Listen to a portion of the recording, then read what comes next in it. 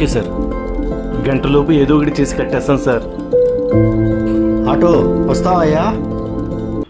ఒక్క 10 నిమిషాల ముందైతే వచ్చేవాడిని సార్, ఇప్పుడైతే రాలేను. ఏమైంది?